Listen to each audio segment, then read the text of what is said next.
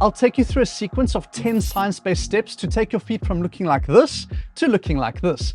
Let's get started. The first step is to remove the things that are getting in the way of your feet feeling good. This means eliminating things like the shoes you can't wait to take off at the end of the day. You may wonder, what kind of shoes should you wear instead? Well, stay tuned, because by the end of this video, you'll know what shoes to wear, how to find the correct size, and so much more. Another pain trigger may be long walks and runs.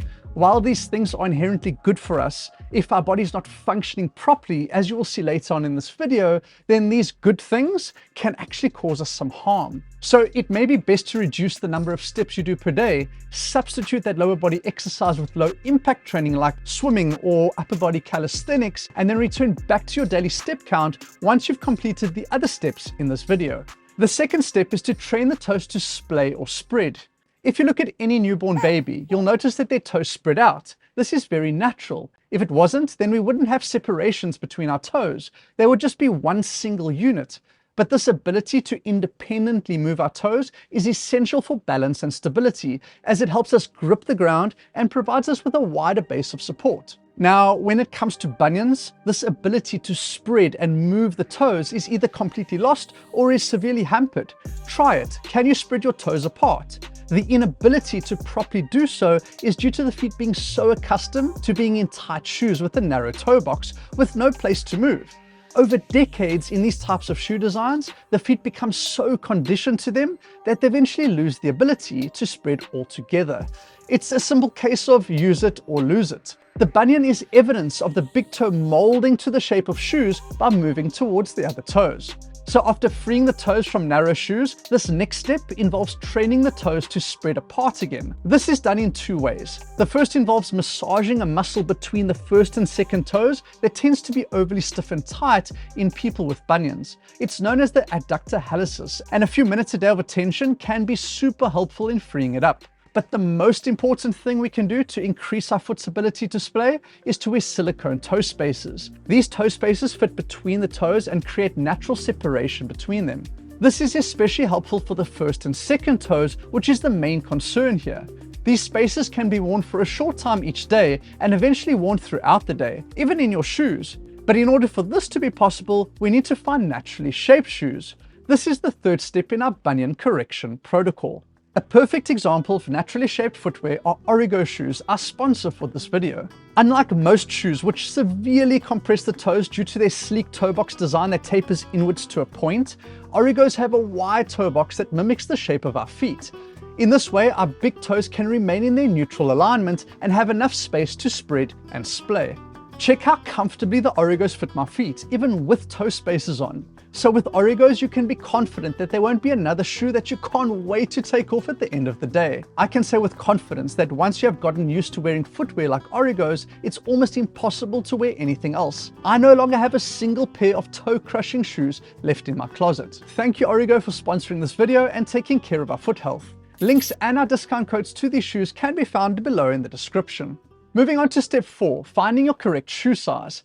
Now, it's all well and good having the right shoes, but sizing is equally important. The evidence from a 2018 literature review suggests that 63 to 72% of people wear shoes that are inappropriately sized for their feet, which is significantly associated with foot pain and bunions.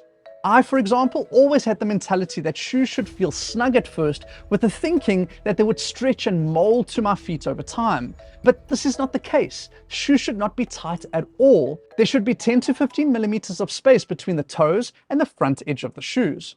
This measurement can easily be estimated by pushing the toes forward in the shoes until the tips of the toes just barely touch the front inner lining.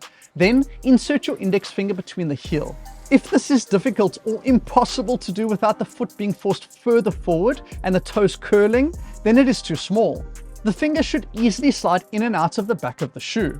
Now that you have naturally shaped shoes in the correct size, the next step is to improve great toe dorsiflexion. Our ability to move the great toe through its full range of motion is affected severely by alignment.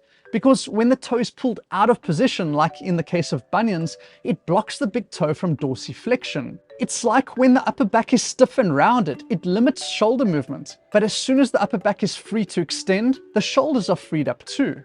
Check the difference in motion at my great toe when I have bad alignment compared to when it is in a good position.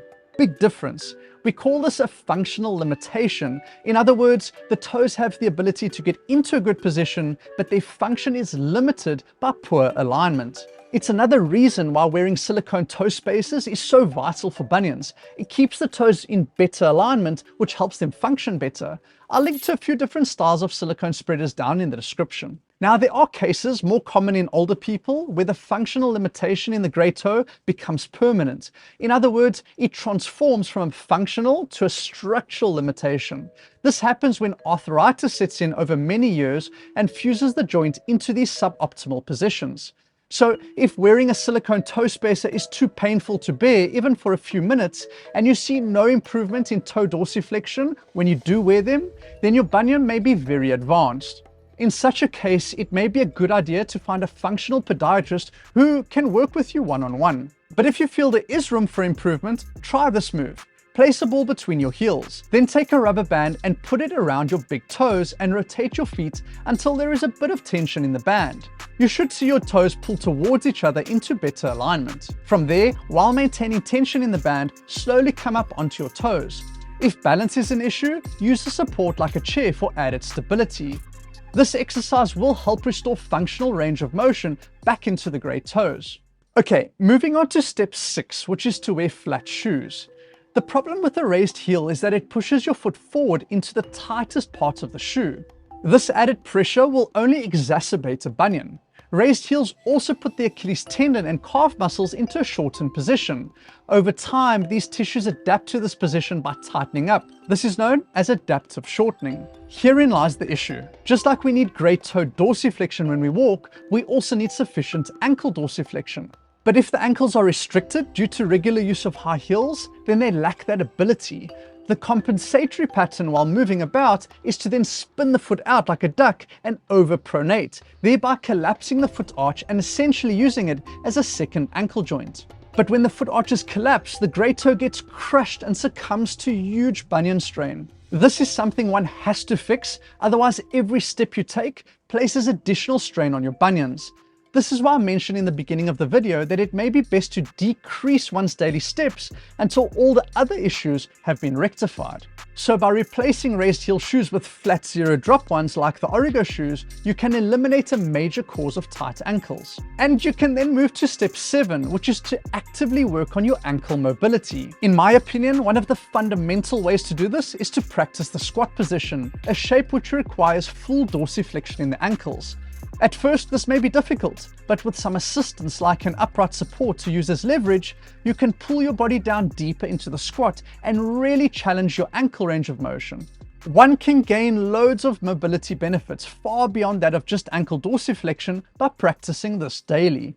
After all, the squat is one of our most natural positions. Just observe babies, you'll notice how encoded the squat is in their daily patterns. It's a shame if we don't retain this ability as we age. Okay, so before we get into the final stages of this video, which includes foot and glute strengthening techniques, we must complete step 8, which is dedicated to wearing the correct socks. Socks, like many shoe designs, have a narrow and rounded shape in the front. This is different from our feet, which are naturally straight along the medial side and round out only gradually on the lateral side.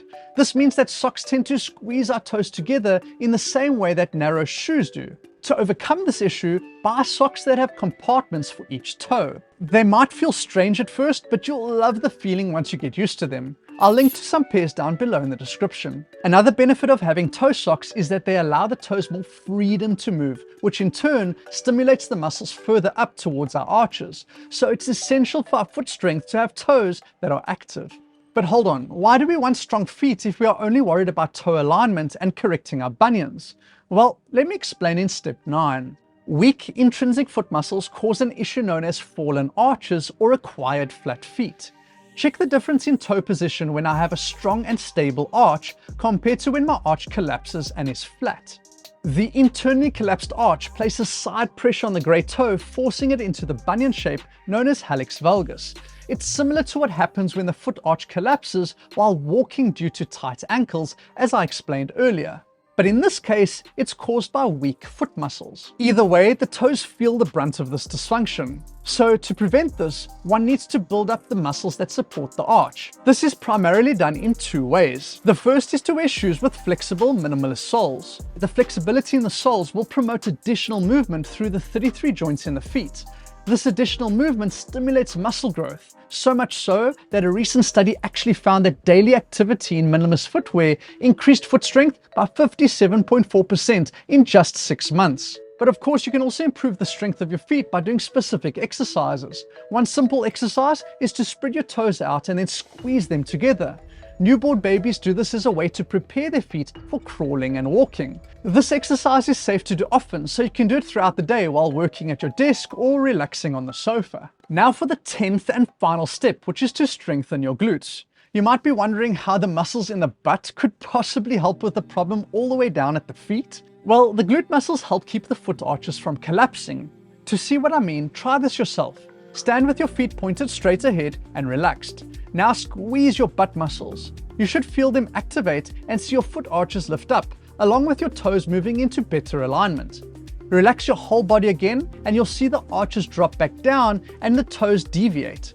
Now squeeze your butt muscles once more and watch your feet change shape again. This is the beautiful downstream effect of glute muscle activation. In order to train your glutes for better stability in your lower limbs, you can practice single leg balancing.